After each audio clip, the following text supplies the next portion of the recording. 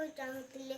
ସେ ବହୁତ ଦୁର୍ବଳ ଥିଲେ, ତେଣୁ ସେ ସାହାଯ୍ୟ ଚାହୁଁଥିଲେ। ସେ ବହୁତ ସମୟ ଧରି ଏକୁଟିଆ ଅପେକ୍ଷା କରିଥିଲେ।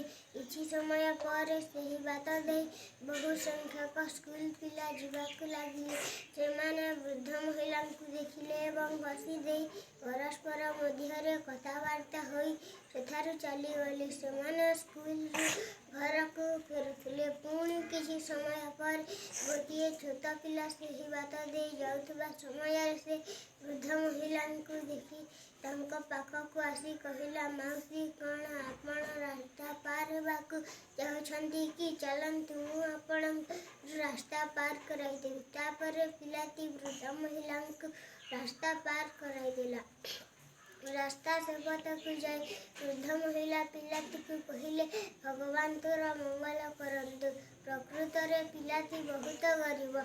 ସେ ସେହି ସ୍କୁଲ ବାହାରେ ବେଲୁନ୍ ବିକ୍ରି କରୁଥିଲା। ସ୍କୁଲ ଛୁଟି ହେବା ପରେ ସମସ୍ତ ପିଲା ଘରକୁ ଫେରିଯିବା ପରେ ସେ ମଧ୍ୟ ନିଜ ଘରକୁ ଫେରୁଥିଲା। କୌଣସି ସ୍କୁଲ ପିଲା ବୃଦ୍ଧ ମହିଳାଙ୍କୁ ସାହାଯ୍ୟ କରିବା ପାଇଁ ଅଟକି ନଥିଲେ। ଏହି ପିଲାଟି ଅଟକିଥିଲା। ଶିକ୍ଷା କେବଳ ସ୍କୁଲ ଗଲେ, ପାଠ ପଢ଼ିଲେ ଶିକ୍ଷା ପ୍ରାପ୍ତ ହୋଇଯାଏନି। ଜୀବନରେ ପ୍ରକୃତ ଶିକ୍ଷା ଆମକୁ ନିଜକୁ ଶିଖିବାକୁ ପଡ଼ିଥାଏ। ଜୀବନରେ ଅନ୍ୟ ପ୍ରତି ଭଲ ବ୍ୟବହାର କରନ୍ତୁ ଏବଂ ତା ସହିତ ଦୟା ଓ ସାହାଯ୍ୟ କରିବାର ମନୋଭାବ ରଖନ୍ତୁ।